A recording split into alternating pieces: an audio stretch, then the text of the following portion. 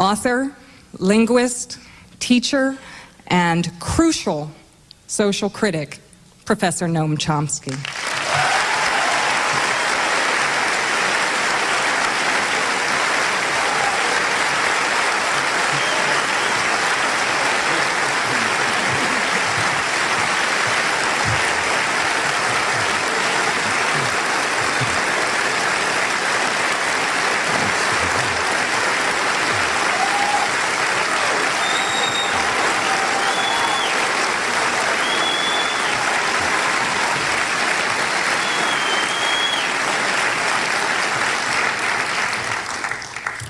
Well, let me just begin by saying what I'm sure is obvious. It's a genuine pleasure to be able to take part in this 15th anniversary celebration.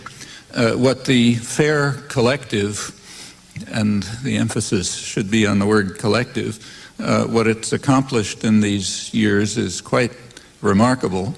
There are many people, I'm definitely one of them, who are looking forward with eager anticipation to what's sure to come next, to the insight, correctives, information, general enlightenment that doubtless lie ahead. And I would just like to congratulate the collective on its wonderful achievements and hope that many others will be encouraged to join in this vitally important work. Well, on to business.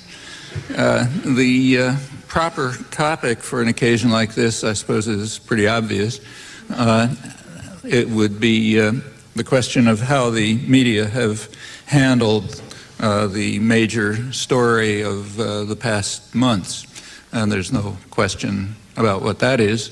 That the issue is the war on terrorism, so-called, and specifically in the Islamic world.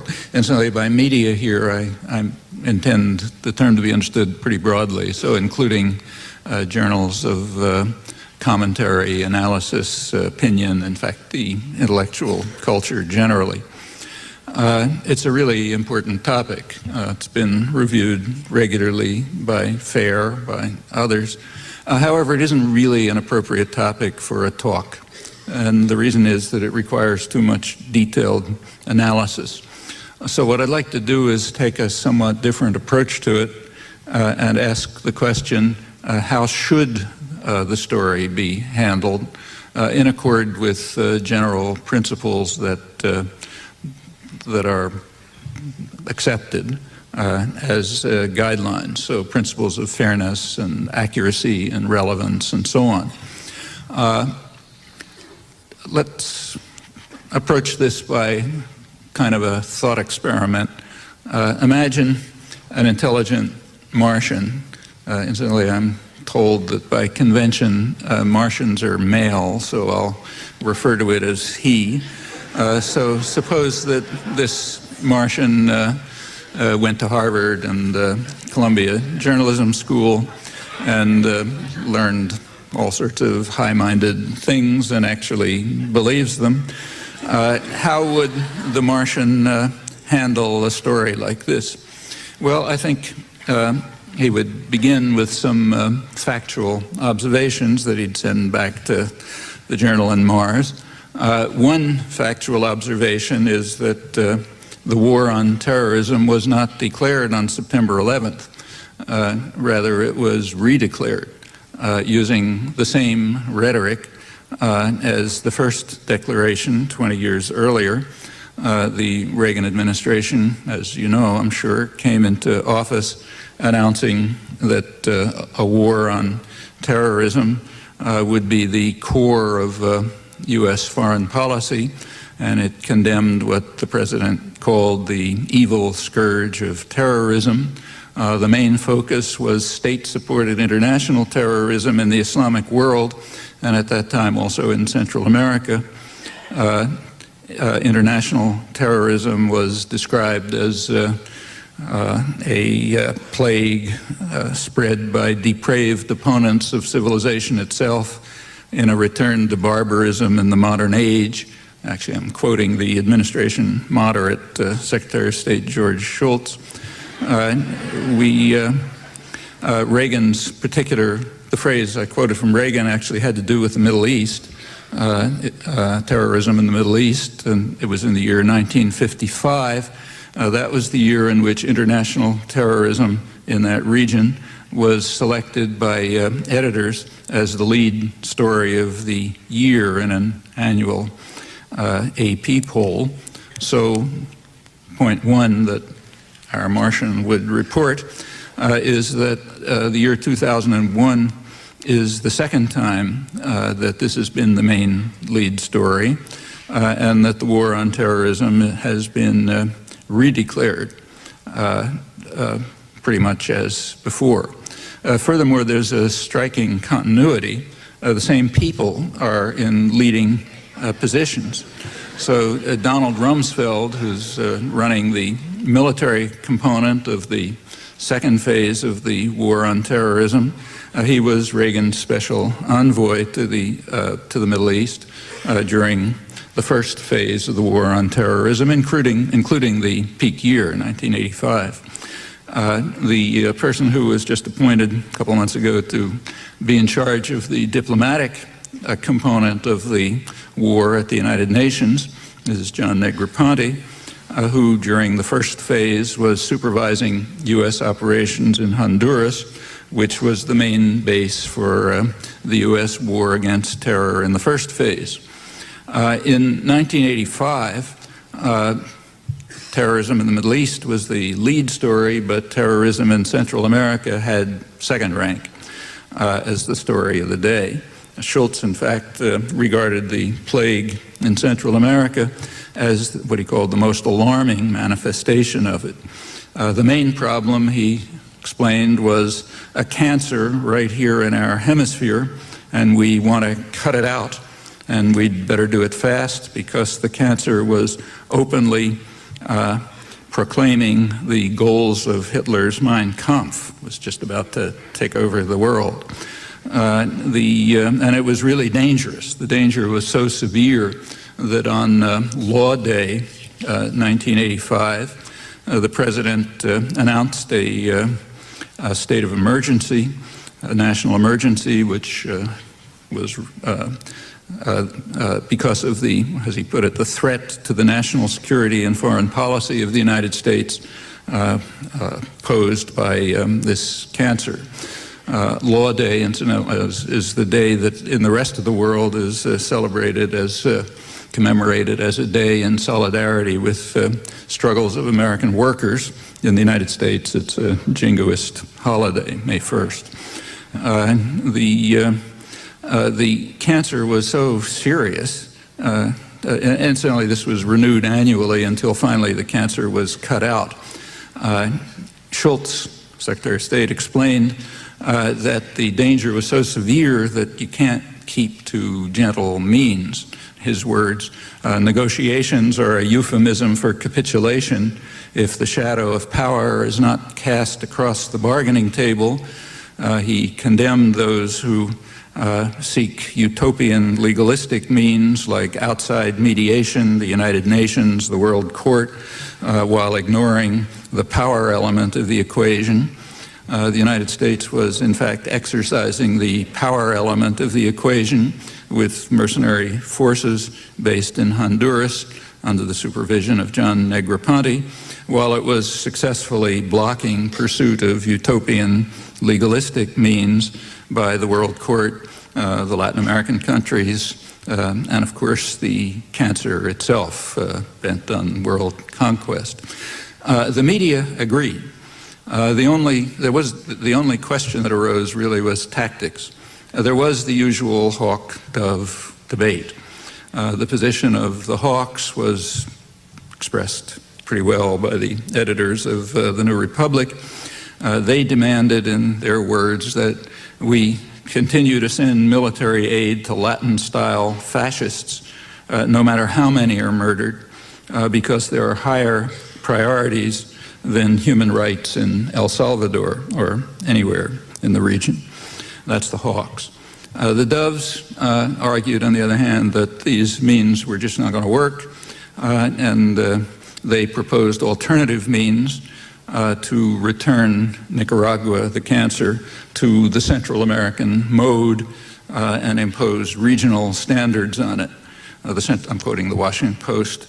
The Central American mode and the regional standards were those of the terror states, El Salvador and Guatemala, which were at that time massacring, torturing, devastating in ways I don't have to describe. So we got to return Nicaragua to the Central American mode as well, according to the Doves. The op-eds and editorials in the national press were divided on this, roughly 50-50 between the Hawks and the Doves. There were exceptions, but they're literally at the level of statistical error. There's material on this in print, has been for a long time if you want to look. In the other major region where the plague was raging at that time, the Middle East, uniformity was even more extreme.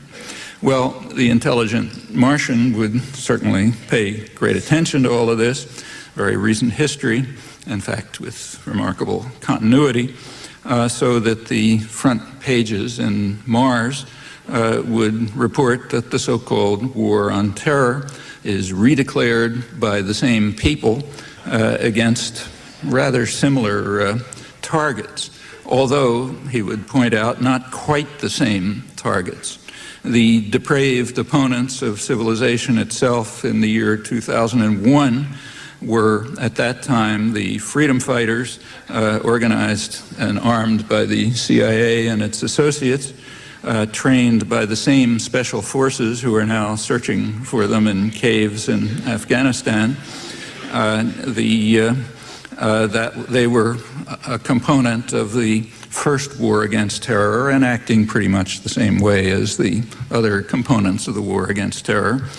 They didn't hide their terrorist agenda, incidentally. That began early on. In fact, in 1981, when they assassinated the president of Egypt and continuing, that included terrorist attacks inside Russia, severe enough so that at one point they virtually led to a war with Pakistan, although these attacks stopped after the Russians withdrew in 1989, leaving the ravaged country in the hands of the U.S. favorites, who turned at once to mass murder, rape, terror, the worst, generally described as the worst period in Afghanistan's history.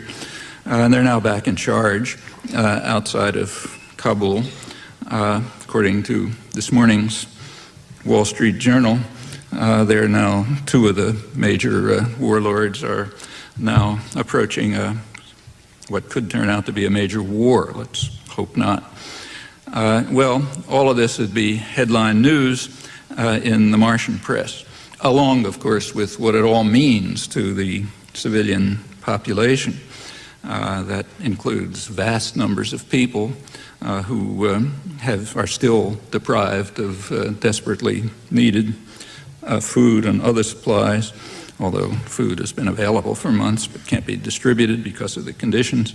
That's after 4 months. Consequences of that we don't know, and in fact we'll never know, because there's a principle of the intellectual culture that although you investigate enemy crimes with laser-like intensity, you never look at your own. That's quite important. So we can only give very vague estimates, say, of the number of Vietnamese or Salvadoran or other corpses that we've left around. Well, as I say, this would be headlines in Mars. A good Martian reporter would also want to clarify a couple of basic ideas.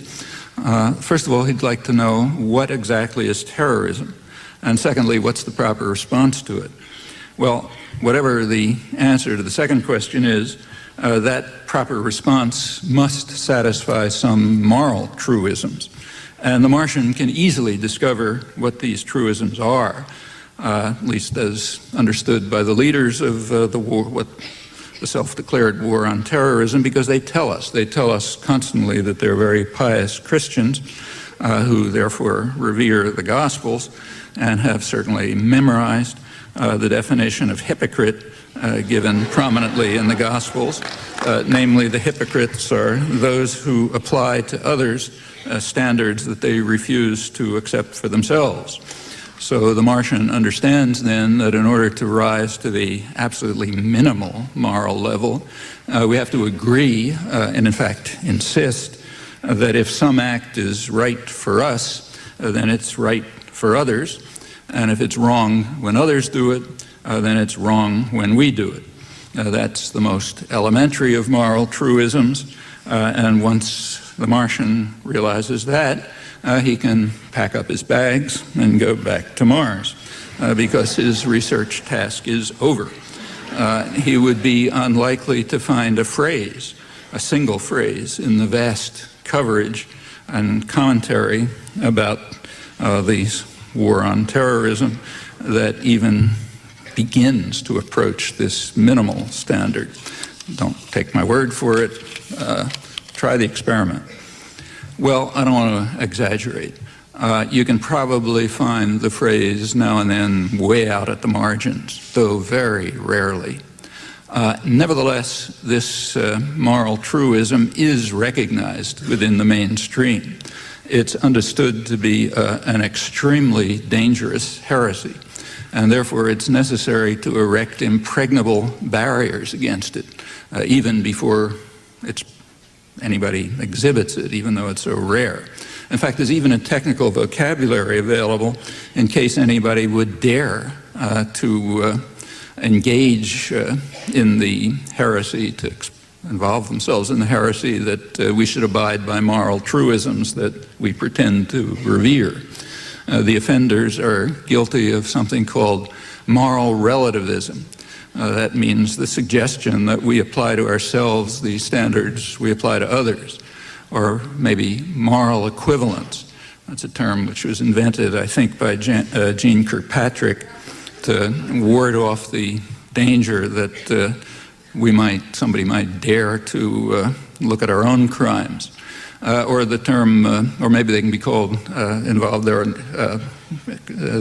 carrying out the crime of America bashing, or they're anti-Americans, which is a rather interesting concept. As far as I'm aware, the term is used elsewhere only in totalitarian states. For example, in Russia in the old days, where anti-Sovietism was the highest crime. If somebody were to publish a book in Italy, say, called The Anti-Italians, you can imagine what the reaction would be in the streets of Milan and Rome, or in any country where freedom and democracy are taken seriously. But let's suppose that the Martian isn't deterred by the inevitable tirades and stream of vilification, and suppose he persists in keeping to the most elementary moral truisms. Well, as I said, if he does that, he can just go home. But suppose out of curiosity, he decides to stay on and look a little bit further. So what'll happen? Well, back to the question, what is terrorism? Important one.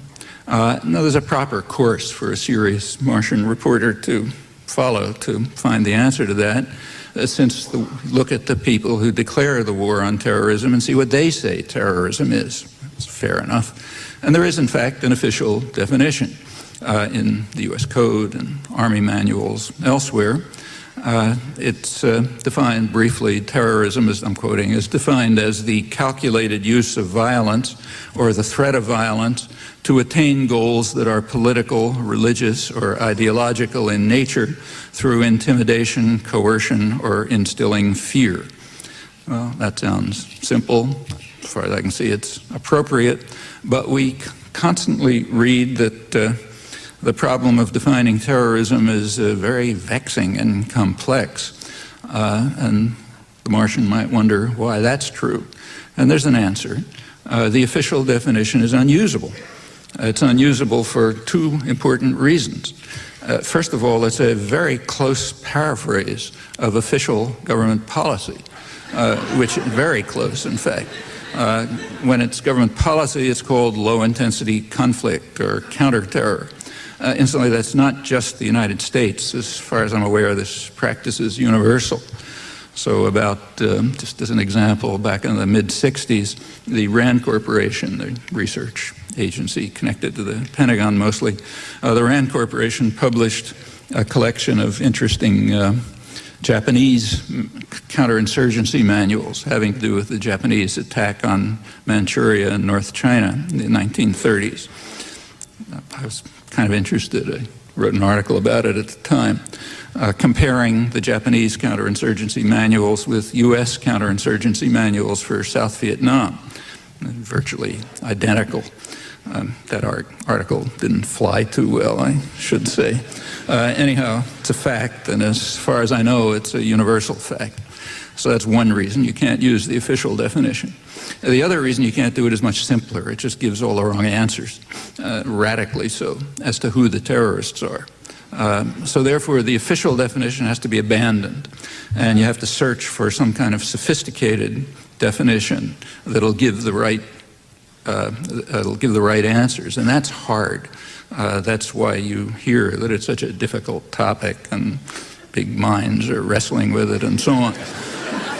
Fortunately, there is a solution. The solution is to define terrorism as the terrorism that they carry out against us, whoever we happen to be. As far as I know, that's universal in journalism, in scholarship, and also I think it's a historical universal. At least I've never found any country that doesn't follow this practice. So fortunately, there's a way out of the problem. Well, with this useful characterization of terrorism, we can then draw the standard conclusions that you read all the time, namely that for terrorism is a weapon of the weak. Of course, terrorism in the official sense is a weapon of the strong, like most weapons, but it's a weapon of the weak by definition once you comprehend that terrorism just means the terrorism that they carry out against us. Then, of course, it's true by definition that terrorism is a weapon of the weak, so the people who write it all the time, you see it every time you open the newspapers or the journals, they're right. It's a tautology, and by convention.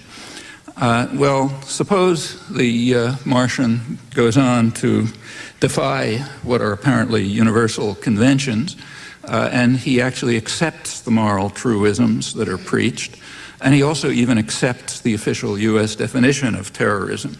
I should say by this time he's way out in outer space, but let's proceed. If he goes this far, then there certainly are clear illustrations of terrorism. September 11th, for example, is a particularly shocking example of a terrorist atrocity. Another equally clear example is the official U.S.-British reaction, which was announced by Admiral Sir Michael Boyce, chief of the British Defense Staff, reported in a front-page story in the New York Times in late October. He informed the people of Afghanistan that the United States and Britain would continue their attack against them until they get their leadership changed. Notice that that's a textbook illustration of international terrorism according to the official definition. I won't reread it, but if you think about it, it's just perfect illustration. 2 weeks before that, George Bush had informed the Afghans, people of Afghanistan, that the attack will go on until they hand over wanted suspects. Remember that overthrow of the Taliban regime was a kind of an afterthought brought in a couple of weeks after the bombing, basically for the benefit of intellectuals so they could write about how just the war is and so on. At that time, when this, of course, is also textbook terrorism. We're going to continue to bomb you until you hand over some people we want you to hand over. The U.S. at the very same time, the Taliban regime did ask for evidence, but the U.S. contemptuously dismissed that request, also flatly refused to even consider offers of extradition, which may have been serious, may not have been, we don't know, because they were rejected. Well, the Martian would certainly report all of this, and if he did a little homework, he would quickly find the reasons, adding many other examples. The reasons are very simple. The world's rulers have to make it clear that they do not defer to any authority. Therefore, they do not agree, they do not accept the idea that they should offer evidence. They do not agree that they should request extradition. In fact, they reject UN Security Council authorization, reject it flatly. The US could easily have obtained clear and unambiguous authorization, not for pretty reasons, but it could have obtained it. However, it rejected that option.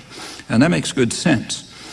In fact, there's even a term for this in the literature of international affairs and diplomacy. It's called establishing credibility. Another term for it is declaring that we're a terrorist state and you better beware of the consequences if you get in our way. But of course, that's only if we use the term terrorism in its official sense, as it's defined in US government legal code and so on, and that's, of course, unacceptable for the reasons I mentioned. Well, let's go back to the moral truism. According to official doctrine, which is almost universally accepted, in fact described as just and honorable, indeed, obviously so, according to that, the United States is entitled to conduct a terrorist war against Afghans until they hand over suspects to the United States, which refuses to provide evidence or request extradition, or in Boyce's later terms, until they change their leadership. Well, anyone who's not a hypocrite in the sense of the Gospels will therefore conclude at once that Haiti is entitled to carry out large-scale terrorism against the United States until it hands over a murderer who's already been convicted of responsibility for 4,000 to 5,000 deaths. No question about the evidence in this case. And they've requested extradition repeatedly, most recently on September 30th last year, right in the midst of all the talk about Afghanistan being subjected to terrorism if it doesn't hand over suspected terrorists. Of course, that's only 4,000 or 5,000 black people. I guess it doesn't count quite as much.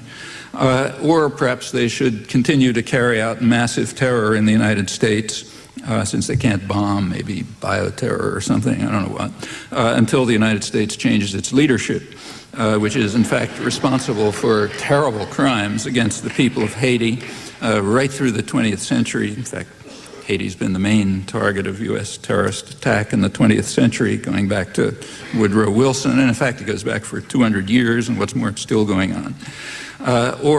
Certainly, keeping now to moral truisms, Nicaragua is entitled to do the same, incidentally targeting the leaders of the redeclared war on terrorism, same people often.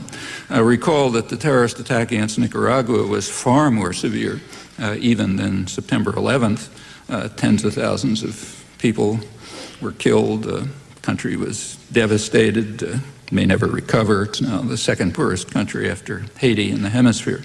Also, this happens to be an uncontroversial example, so we don't have to argue about it. It's uncontroversial because of the judgment of the World Court condemning the United States for international terrorism, backed up by the Security Council in a resolution calling on all states to observe international law, mentioning no one, but everyone knew who they meant. Vetoed by the United States, Britain abstaining, or the judgment of the General Assembly in successive resolutions affirming the same thing, opposed by the United States and one or two client states. The World Court ordered the United States to terminate the crime of international terrorism and to pay massive reparations. The U.S. responded with a bipartisan decision to escalate the attack immediately. I already described the media reaction. All of this continued until the cancer was destroyed, and it continues right now. So in November 2000, there was an election in Nicaragua, 2001, last November. The United States, right in the middle of the war on terrorism, the United States radically intervened in the election. It warned Nicaragua that the United States would not accept the wrong outcome, and even gave the reason. The State Department explained that we cannot overlook Nicaragua's role in international terrorism in the 1980s when it resisted the international terrorist attack that led to the condemnation of the United States for international terrorism by the highest international authorities. Well, here all of this passes without comment in an intellectual culture that's simply dedicated passionately to terrorism and hypocrisy, but I guess it might have had some headlines in the Martian press. You might look and see how it was treated here. Well, you might also incidentally try out your favorite theory of just war in this uncontroversial case.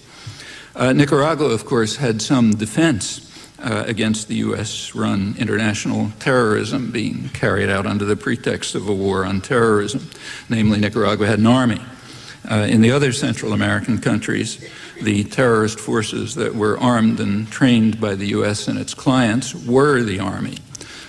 So, not surprisingly, the terrorist atrocities were far worse. That's the Central American mode that the Doves said we have to return the cancer to. But in this case, the victims weren't a state, and therefore they could not appeal to the World Court or to the Security Council for judgments that would be rejected and tossed into the ash can of history, except maybe on Mars. The effects of that terror were long-lasting. Here, in the United States, there's a good deal of concern, very properly, in fact, good deal of concern about the very wide-ranging effects of the terrorist atrocities of September 11th. So, for example, there's a front-page article in the New York Times this morning about the people who are beyond the reach of benefits and the tragedy that they suffer. Of course, the same is true for those who are victims of vastly worse terrorist crimes, but that's reported only on Mars. So you might try to find a report, say, of a conference run by Salvadoran Jesuits a couple of years ago. The Jesuits, their experiences under U.S. international terrorism were particularly grisly. The conference report stressed the residual effect of what it called the culture of terrorism, which domesticates the aspirations of the majority, who realize that they must submit to the dictates of the ruling terrorist state and its local agents, or they'll again be returned to the Central American mode as recommended by the Doves at the peak of the state-supported international terrorism of the 80s. Unreported here, of course, maybe headlines on Mars. Well, the Martian would... how much time do I have? Does anybody have any idea? Who's my monitor? Somebody is supposed to keep me honest. Okay, well, I'll go on. Yeah, let's... actually, the Martian might notice some other interesting similarities between the first and the second phase of the war on terror. In the year 2001, every terrorist state you can think of is eagerly joining the coalition against terrorism. And the reasons are not hidden. So we all know why the Russians are so enthusiastic. They want U.S. endorsement for their monstrous terrorist activities in Chechnya, for example. Turkey was particularly enthusiastic. They were the first country to offer troops, and the Prime Minister explained why. This was in gratitude for the fact that the United States alone was willing to pour arms into Turkey, providing 80% of their arms in the Clinton years, in order to enable them to expedite some of the worst terrorist atrocities and ethnic cleansing of the late 1990s. And they were very grateful for that, so they offered troops for the new war on terrorism. And so none of this counts as terrorism, remember, because by the convention, since we're carrying it out, it's not terrorism. And so on down the list. I won't go through the rest. And the same, incidentally, was true of the first phase of the war on terrorism. So the announcement by Admiral Boyce that I quoted was a close paraphrase of words of well-known Israeli statesman Abba Eban in 1981. That was shortly after the first war against terrorism was declared. Eban was justifying Israeli atrocities in Lebanon, which he acknowledged were pretty awful, but justified, he said, because there was a rational prospect that the affected populations would exert pressure for a cessation of hostilities. Notice that's another textbook illustration of international terrorism. In the official sense. The hostilities that we're talking about were at the Israel-Lebanon border, overwhelmingly Israeli in origin, often without even a pretext, but backed by the United States, so therefore they're not terrorism by convention, and they're not part of the history of terrorism. At the time, with decisive U.S. support, Israel was carrying out attacks in Lebanon, bombing and other atrocities, to try to elicit some pretext for a planned invasion. Well, they couldn't get the pretext, but they invaded anyway, killing about 18,000 people and continuing to occupy southern Lebanon for about 20 years with many atrocities, but all off the record because the U.S. was decisively supporting it. All of this peaked the post-1982 attack in 1985. That was the peak year for U.S.-Israeli atrocities in southern Lebanon, what were called the Iron Fist operations. These were large-scale massacres and deportations of what the High Command called terrorist villagers. These operations, under Prime Minister Shimon Peres, are one of the candidates for the prize of the worst international terrorist crime in the peak year of 1985. Remember when it was the leading story of the year. There are other competitors. One of them, also early 1985, was a bombing in Beirut, a car bombing. The car bombing was outside a mosque, timed to go off just when everybody was leaving to ensure the maximum number of casualties. Killed 80 people, wounded more than 250, according to the Washington Post, which gave a pretty grisly account of it. Most of them were women and girls, but it was a heavy, strong bomb, so it killed infants in their beds and all kind of other atrocities. But that doesn't count because it was organized by the CIA and British intelligence, so therefore it's not terrorism. So that's, it's not really a candidate for the prize. The only possible other competitor in the peak year of 1985 was the Israeli bombing of Tunis, which killed 75 people. There's grisly accounts of it in the Israeli press by good reporters. The U.S. cooperated in the atrocity by failing to inform its Tunisian ally that the bombers were on their way. George Shultz, Secretary of State, immediately called the Israeli Prime Minister, Yitzhak Shamir, to inform him that the United States had considerable sympathy for this action, as he put it. However, Shultz drew back from open support for this international terrorism when the Security Council condemned it unanimously as an act of armed aggression, with the U.S. abstaining.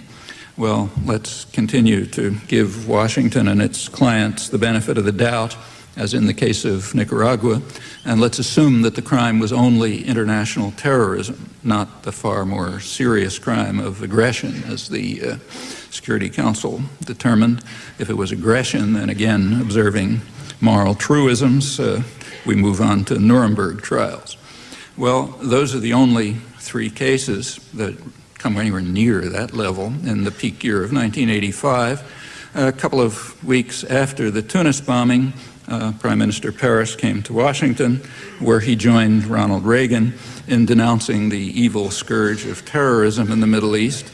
None of this elicited a word of comment, and that's correct, because by convention, none of it is terrorism. Recall the convention. It's only terrorism if they do it to us. When we do much worse to them, it's not terrorism. Again, a universal. Well, the Martian might notice that, even if it's not discussable here. I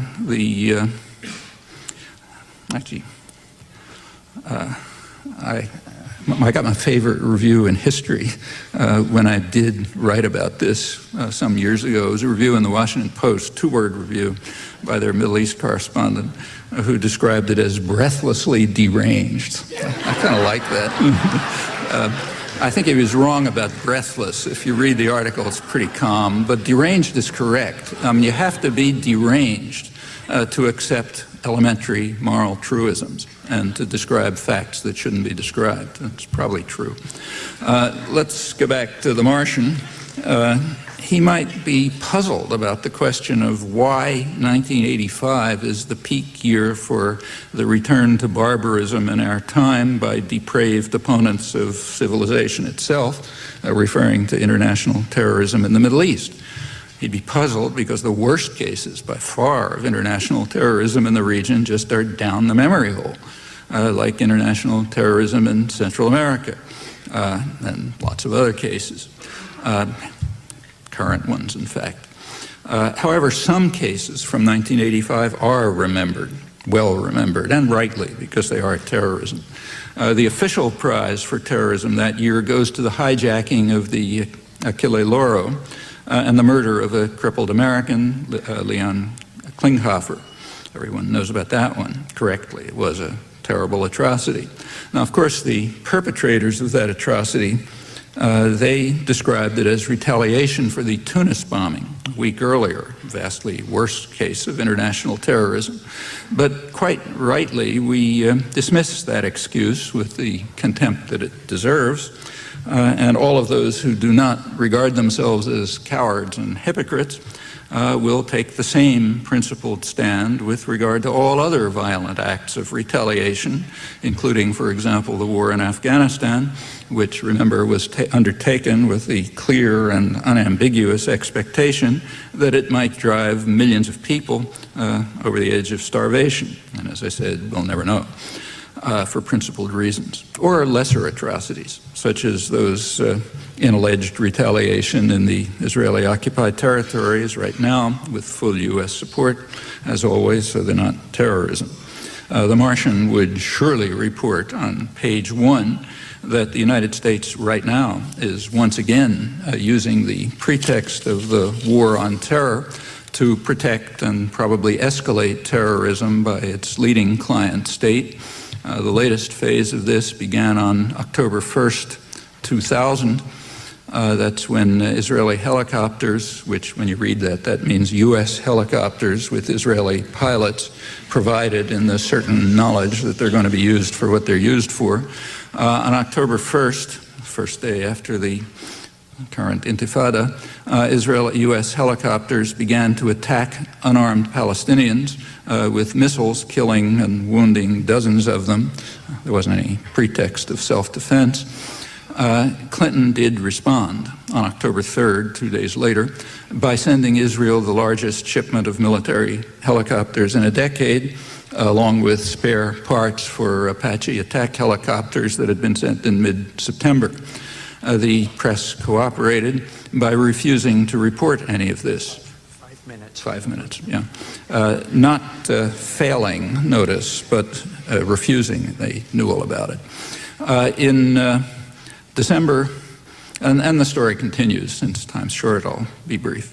Last month, the Martian press would certainly have headlined Washington's intervention to expedite the further escalation of the cycle of terror there. On December 14th, the U.S. vetoed a Security Council resolution calling for implementation of the Mitchell Report and international observers to monitor reduction in violence. Went at once to the General Assembly, where it was opposed by the U.S. and Israel, also therefore disappears. None of this, you can check the coverage. A week earlier, there was a conference in Geneva of the high contracting parties of the Geneva Convention. They're obliged by solemn treaty to enforce it. That convention, as you know, was instituted after World War II to criminalize the atrocities of the Nazis. The convention strictly bars virtually everything the U.S. and Israel do in the occupied territories, including the settlements that were established and expanded with U.S. funding and full support, increasing under Clinton and Barack during the Camp David negotiations. Israel alone rejects this interpretation. When it comes up at the General Assembly, the U.S. abstains, apparently not wanting to take such a blatant stand in violation of fundamental principles of international law, particularly given the circumstances of their enactment. The media tell us that Arabs believe that the conventions apply to the territories, which is not false, though there's a kind of an omission of the Arabs and everybody else. The December 5th meeting, including all of the European Union, reaffirmed the applicability of the conventions to the territories, the illegality of settlements, called on Israel, meaning the U.S. and Israel, to observe international law. The U.S. boycotted the meeting, thereby killing it. You can check the coverage again. These acts, again, contribute to the escalation of terrorism there, including its most severe component, and the media contributed in the usual way. Well, suppose, finally, that we join the Martian Observer. I'm skipping a lot of things I think are interesting. You can ask about them if you like. But suppose, finally, that we join the Martian Observer and we depart from convention radically. We accept moral truisms. If we can rise to that level, we can then, and only then, honestly raise the question of how to respond to terrorist crimes. One answer is to follow the precedent of law-abiding states. The Nicaraguan precedent, for example. Of course, that failed because they ran up against the fact that the world is ruled by force, not by law, but wouldn't fail for the U.S. However, evidently that's excluded. I have yet to see one phrase referring to that precedent in the massive coverage of the last couple of months. Another answer was given by Bush and Boyce, but we instantly reject that one, because nobody believes that Haiti or Nicaragua or Cuba and a long list of others around the world have the right to carry out massive terrorist attacks against the United States and its clients or other rich and powerful states. A more reasonable answer was given by from a number of sources, including the Vatican, and was spelled out by the preeminent Anglo-American military historian, Michael Howard, last October. Actually, it's published in the current issue of Foreign Affairs. That's the leading establishment journal. Howard has all the appropriate credentials, a lot of prestige. He's a great admirer of the British Empire, even more extravagantly of its successor in global rule, so he can't be accused of moral relativism or other such crimes. Referring to September 11th, he recommended then a police operation against a criminal conspiracy whose members should be hunted down and brought before an international court where they could receive a fair trial and, if found guilty, be awarded an appropriate sentence. Well, that was never contemplated, of course, but sounds kind of reasonable to me. If it is reasonable, then it ought to hold for even worse terrorist crimes. For example, the U.S. International terrorist attack against Nicaragua, or even worse ones nearby and elsewhere, going up right to the present, incidentally. Well, that could never be contemplated, of course, but for opposite reasons. So honesty leaves us with a dilemma. The easy answer is conventional hypocrisy. The other option is the one adopted by our Martian friend, who actually abides by the principles that we profess with grand self-righteousness. That option is harder to consider, but imperative if the world is to be spared still worse disasters. Thanks.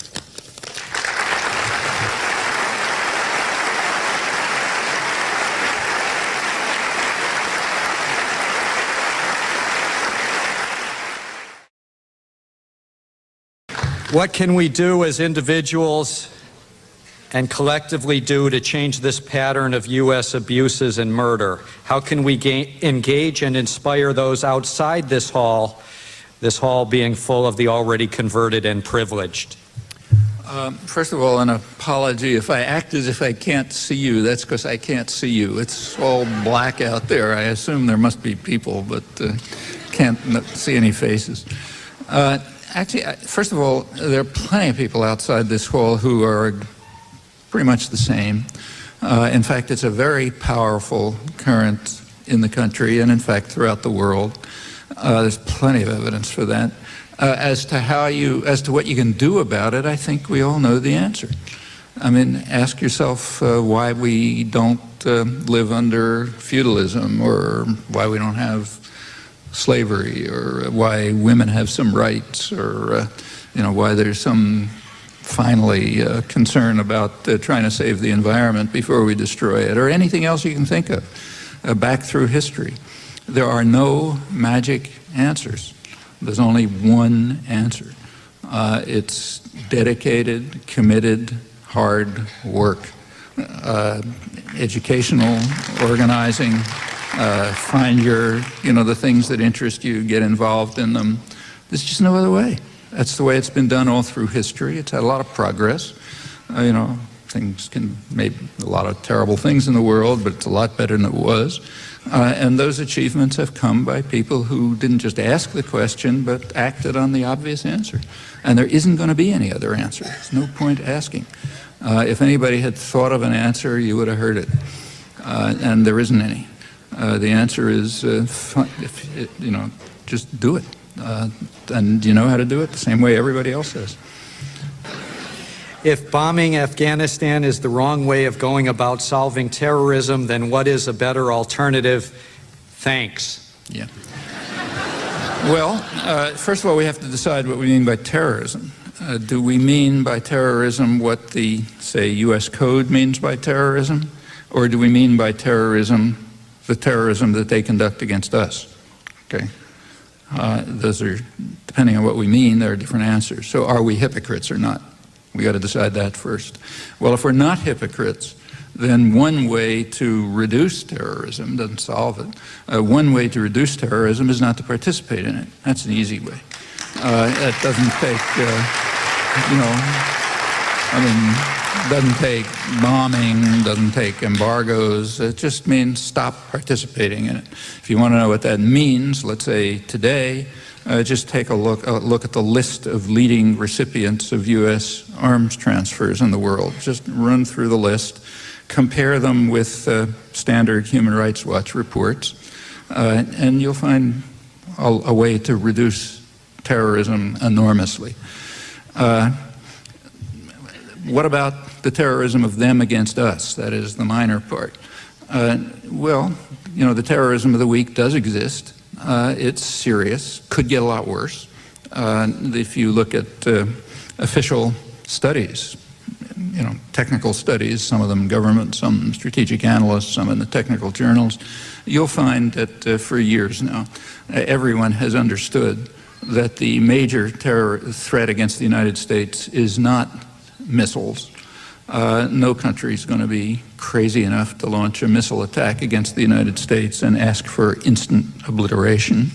But there is so the missile defense business you can forget about. It's just a cover for militarization of space projects, which are extremely dangerous. But there is a possibility of serious terrorist attacks, and it's not a joke. It doesn't take enormous expertise these days to figure out how to bring the pieces of a nuclear weapon into New York and assemble them in a hotel room and set off a nuclear explosion. In fact, even people with limited talent of most of us could figure out how to do that.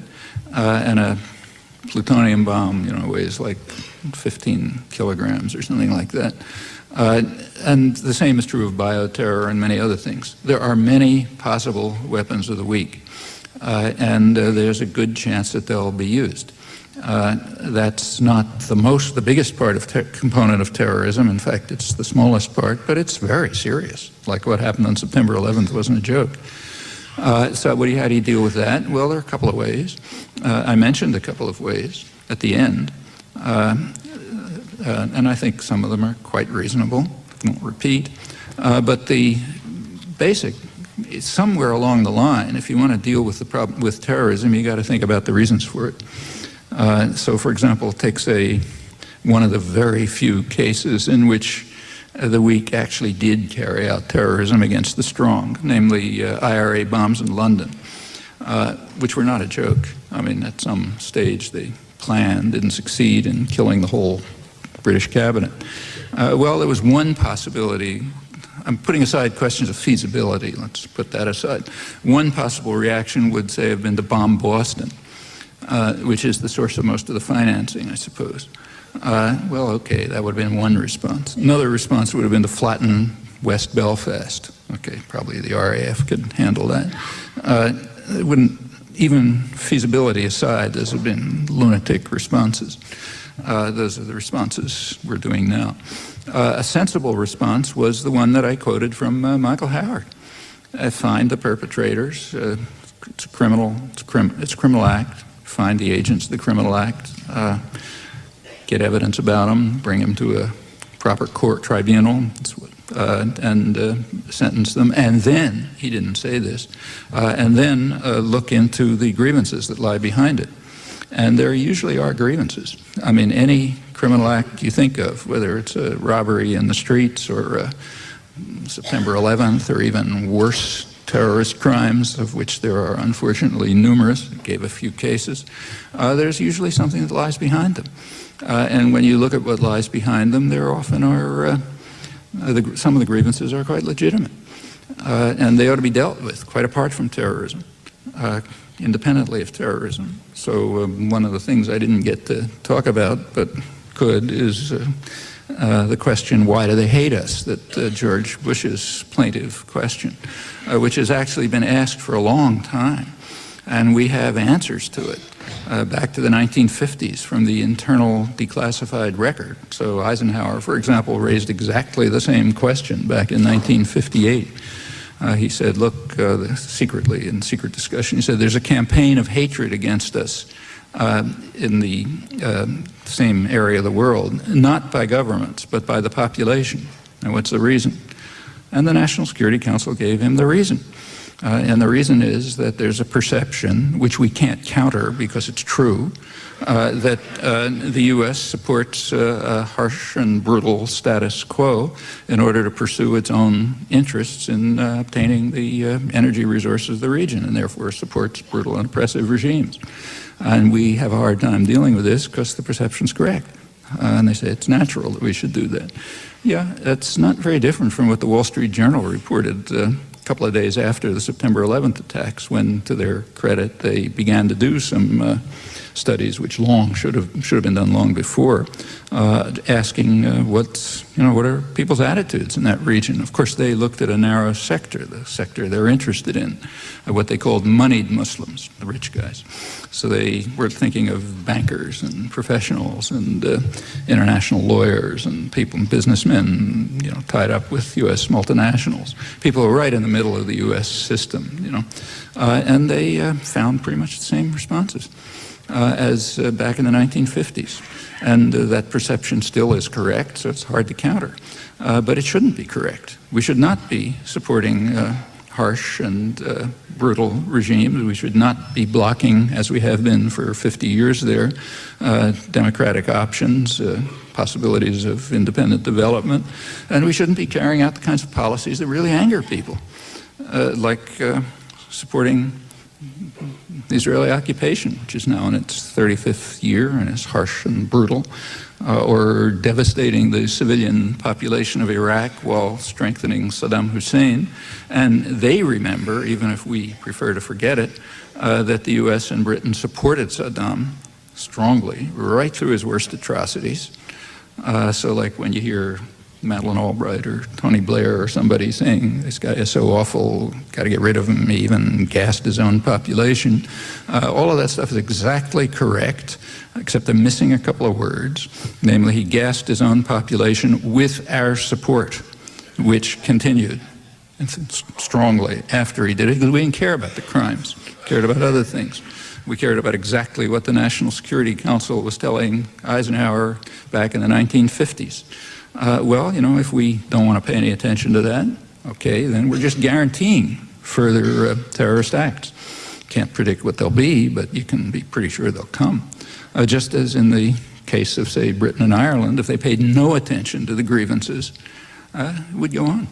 There's some chance of dealing with problems if you pay attention to what lies behind them. Otherwise, there isn't. And there usually is something behind them. What does the role of Central Asian oil and other resources play in the current operations in Afghanistan, specifically a pipeline through Afghanistan? Well, anything that happens in that area of the world, there's going to be very likely there'll be an energy connection, because that's why that area of the world is important to the West. That's true of Central Asia. It's far more true of the Gulf region. However, that can't be the reason why the U.S. is bombing Afghanistan. I mean, those interests are constant. They've been there for a long time. They're going to stay there. They didn't change on September 11th. But now they certainly enter. So, for example, George Bush's representative in Afghanistan, Khalilzad, he was, in fact, a consultant for Unocal. And it's not very surprising. Unical's been trying to put a pipeline through there for some years.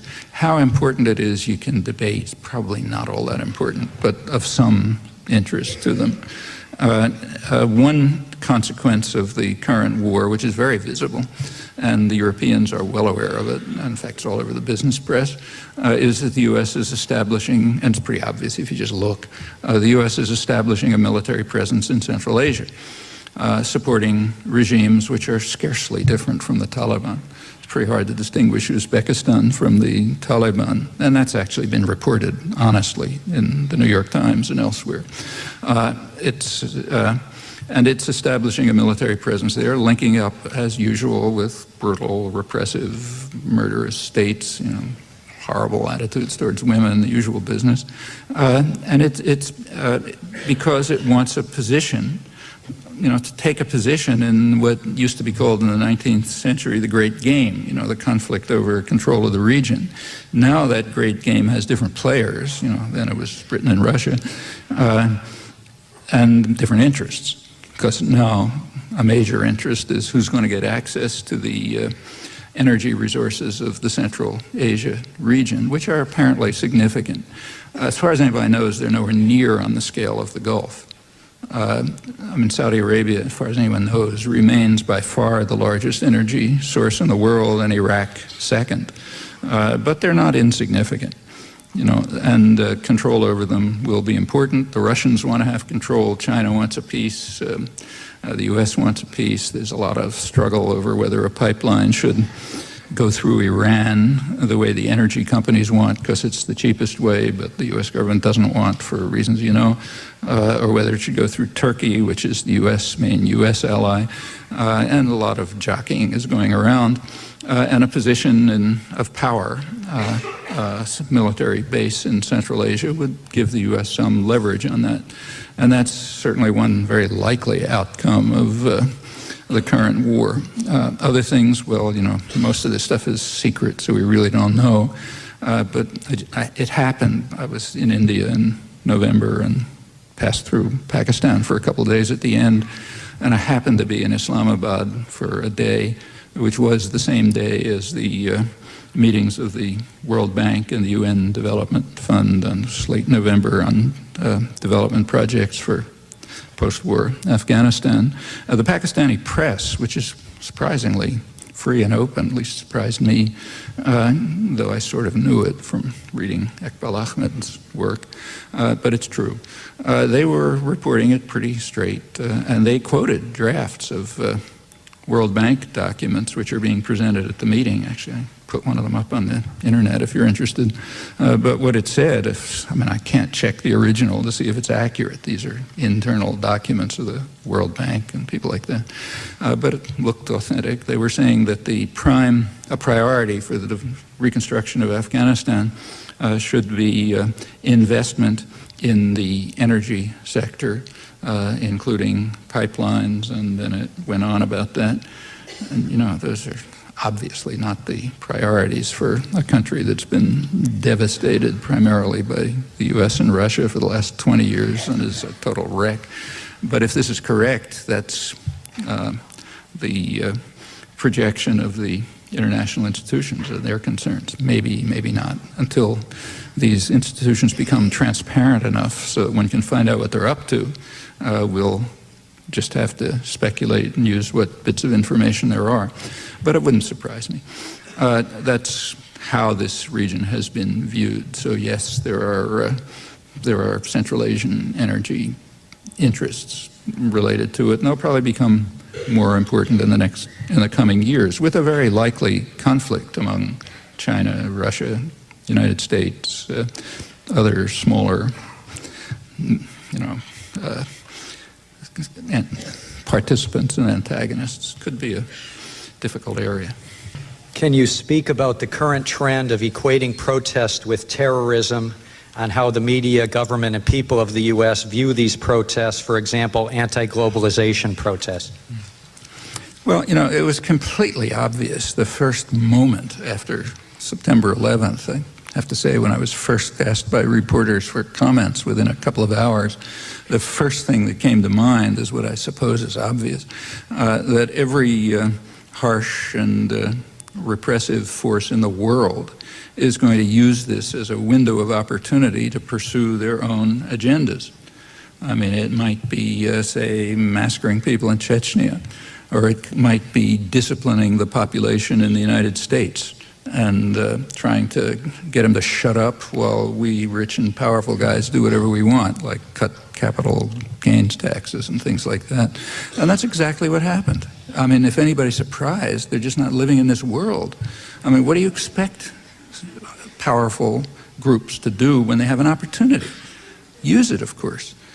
So in the United States, for example, the Bush administration has used the opportunity in a particularly crude and vulgar fashion, I mean, exploiting the fear and anguish of the population in order to ram through programs they know they could never get through if there was any discussion and debate.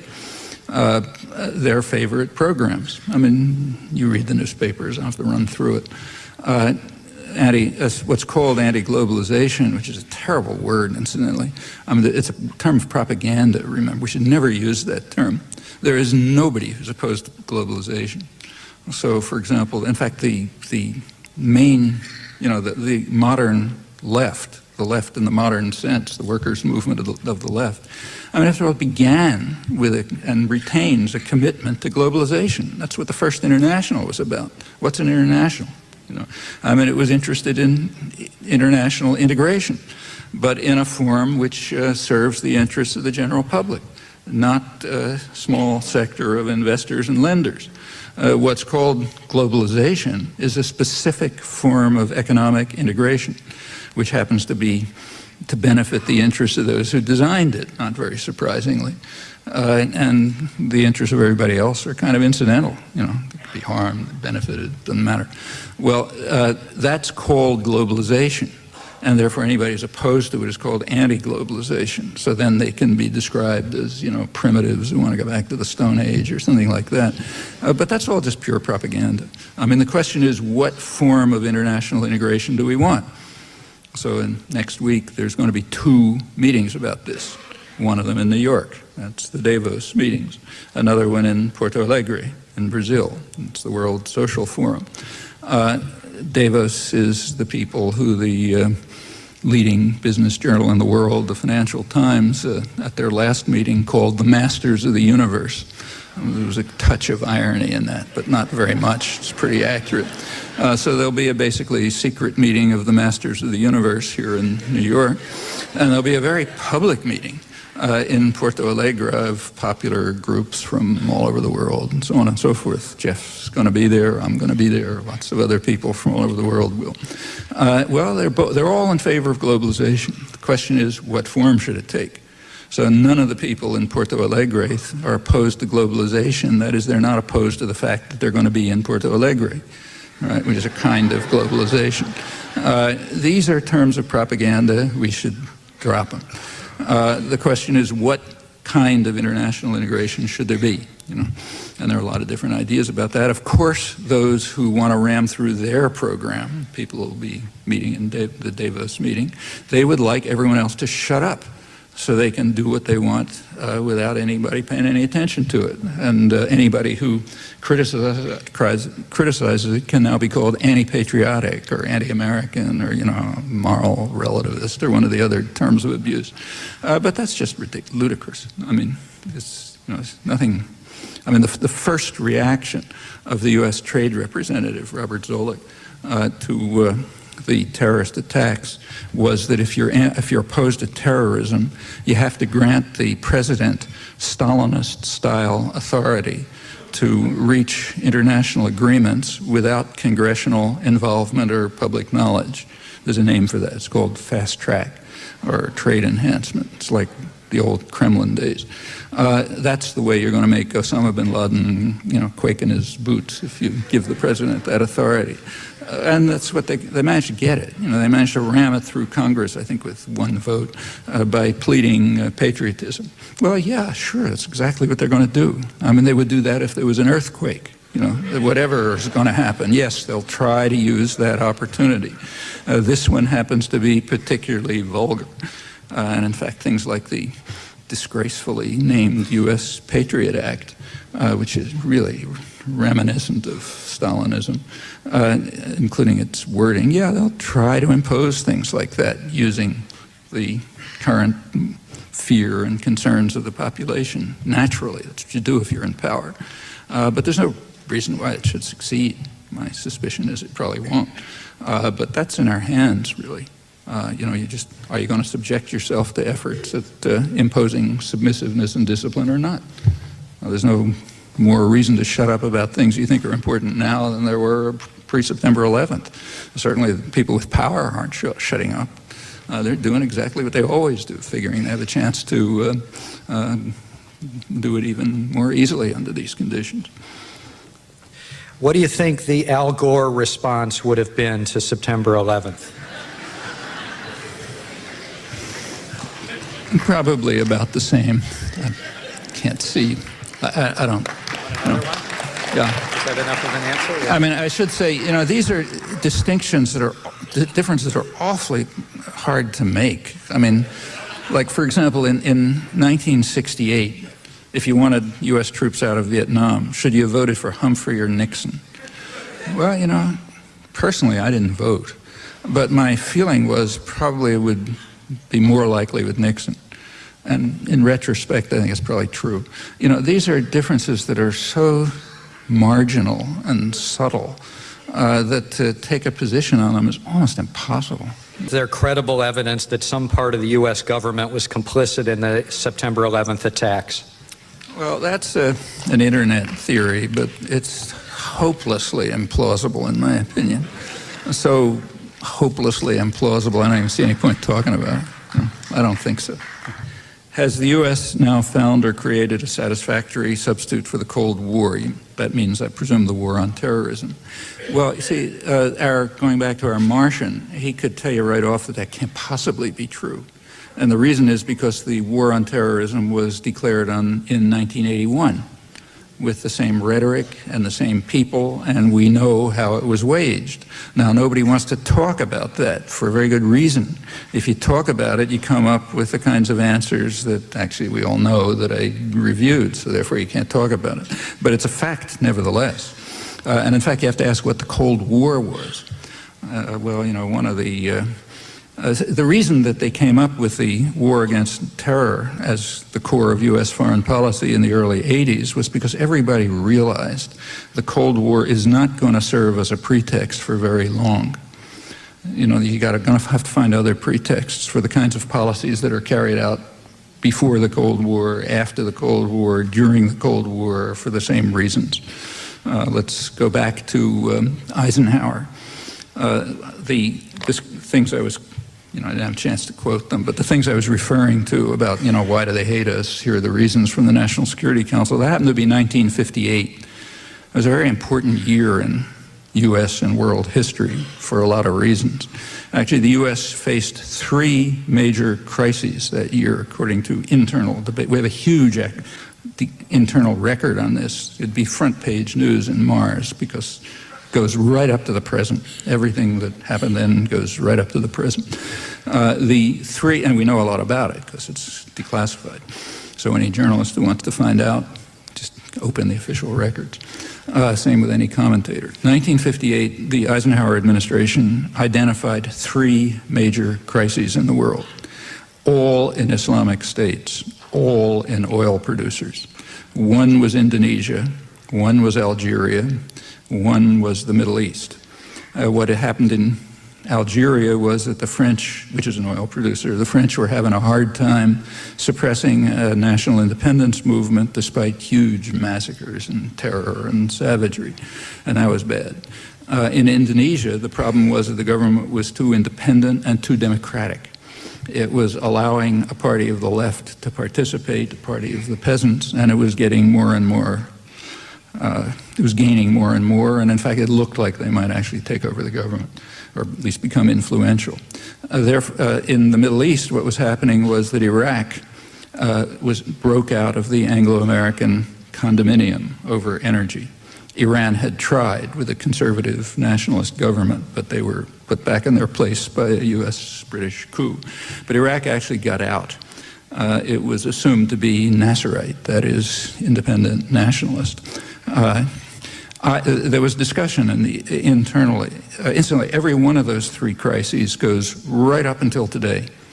The U.S. reacted in Indonesia by organizing the biggest clandestine operation in post-war history to try to break up Indonesia and to take over the outer islands where most of the resources are.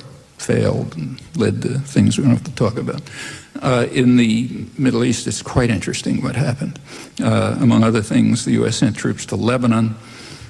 My wife, who does the New York Times crossword puzzle, asked me the other night around 1 o'clock in the morning what I thought the answer was to a 7-letter blank space for U.S. peacekeeping operation in 1958. I tore my hair out thinking it can't be this, but I said, well, maybe Lebanon. Lebanon was a U.S. invasion. It wasn't a peacekeeping mission, which said, in fact, the U.S. troops that landed were authorized to use nuclear weapons, apparently. It was connected with Iraq's breakaway. What happened in Lebanon afterwards, I don't have to describe to you. This goes straight up to the Gulf War. You know, you take a look at the meetings between Britain and the United States, then they lay it all out. Okay, it's right up to the present. Same in Algeria. There's monstrous terrorist acts going on, a lot of them by the government, a lot of them probably supported by French intelligence. Very messy story. Anyway, they're all going on ever since. There was discussion internally. It was naturally raised. What's the role of the Russians in all this? And the conclusion was nothing. Eisenhower, in fact, himself intervened, according to the minutes, vociferously to say there's no Russian involvement in any of this. That's very typical. If you look at the internal record, we have a rich internal record about intervention throughout the Third World. Turns out the Cold War is mostly a pretext. It was a pretext for, of course, you know, there's a superpower conflict in the background. And each superpower, for completely cynical reasons, supported the opponents of the other, just like the U.S. organized radical Islamic fanatics in Afghanistan in the 1980s. But that's for cynical internal reasons. It had nothing to do with the Cold. The actual struggles were different. The Russians used the Cold War as a pretext for intervention in their own domains. We used the Cold War as a pretext for intervention in our much broader domains. That's true in case after case. There's no time to run through it, but the evidence, case by case, is quite substantial. So it's true that there's a need for a substitute for the Cold War as a pretext. In fact, a month after this was obvious, a month after the Berlin Wall fell. Berlin Wall fell in November 1989. Okay, that ended going back to why international terrorism, they were looking for something. What are we going to use if the Russians aren't there? So, you know, Hispanic narco-traffickers, international terrorists, something or other. This came to a head in November 1989. Berlin Wall fell, absolutely no possibility of pretending the Russians are coming. What happened right after? Well, the first thing that happened is the U.S. stepped up its terrorist attacks against Nicaragua. Another thing that happened is the U.S. invaded Panama. Now, the Panamanians don't think this is particularly trivial.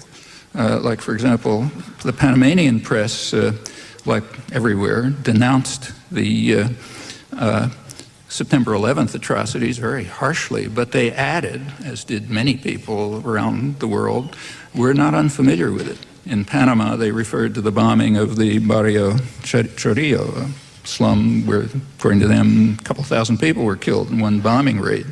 We don't know whether that's true because it's a Western crime, so therefore it's never investigated. That's the same principle, but could be true. The U.S. invaded Panama, certainly killed a lot of people, vetoed 2 Security Council resolutions. The purpose was to kidnap a thug, minor thug, not a Saddam Hussein, who was brought to Florida, tried, and convicted for crimes that he committed mostly when he was on the CIA payroll. Well, you know, that's like a footnote to history. You don't even mention it. But it was after the Cold War, so it had to have different pretexts, and it did.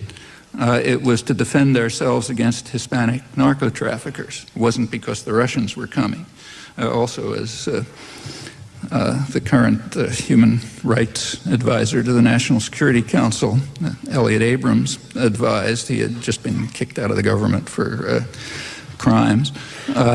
He pointed out correctly that this is the first time that the United States can carry out an intervention without any concern that the Soviet Union might react somewhere in the world, you know, for their own reasons, but use the opportunity. So now we don't have to worry about it. We can just intervene straight out.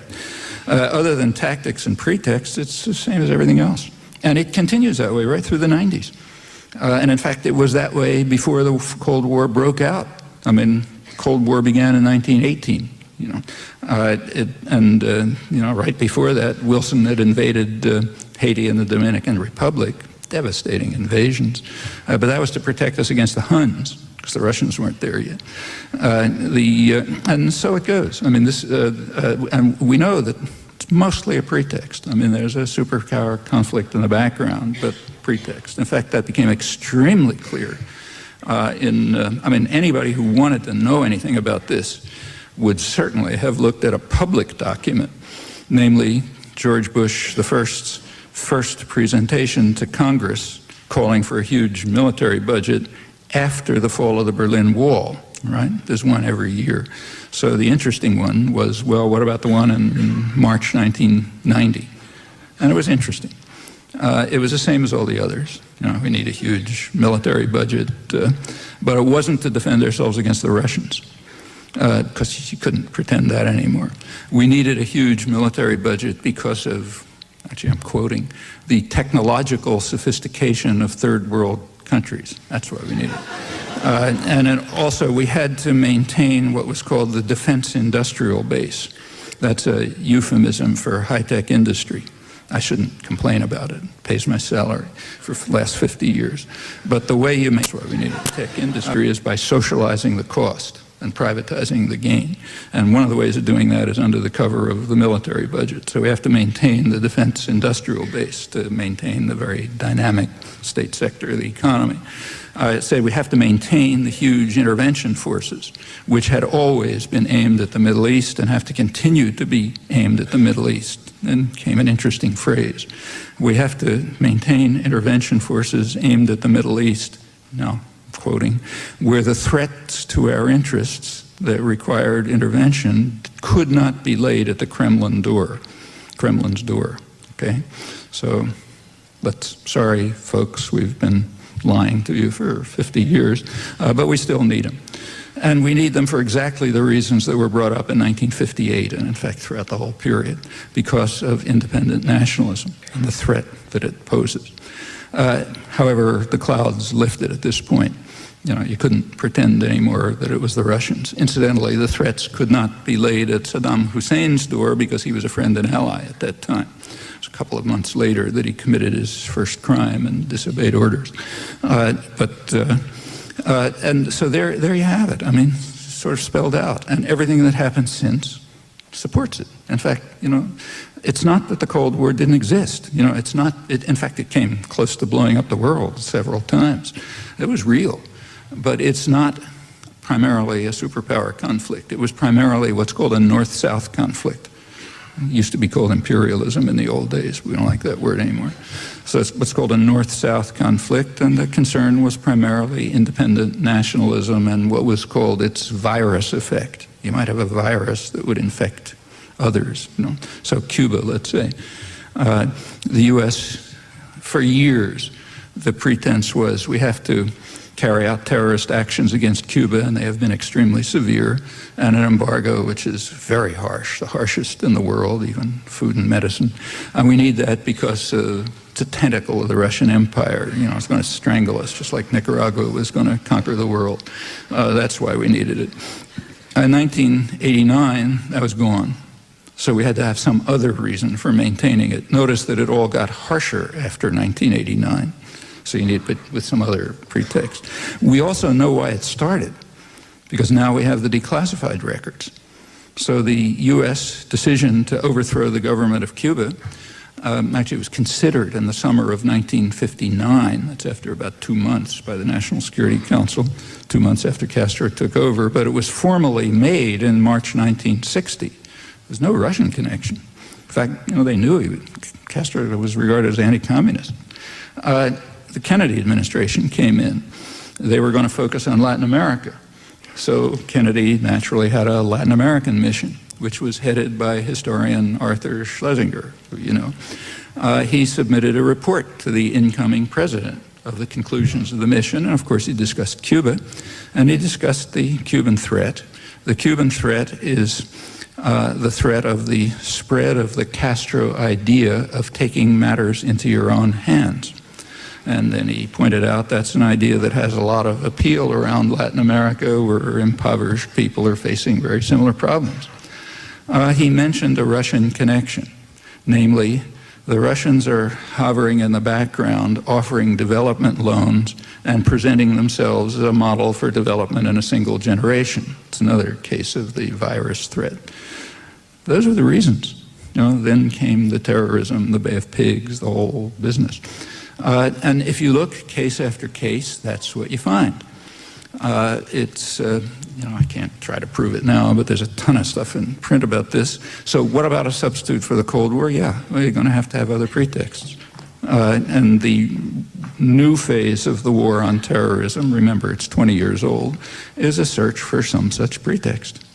It's not that it isn't real. Terrorism's real enough. It's some small part of it, but it's real. But it is going to be used as a pretext for everything else, whether it's giving the president, you know, the right to negotiate agreements in secret, or, you know, cutting taxes on the rich, or forcing people to shut up, or intervening somewhere, or whatever. Yeah, it'll be used for those purposes.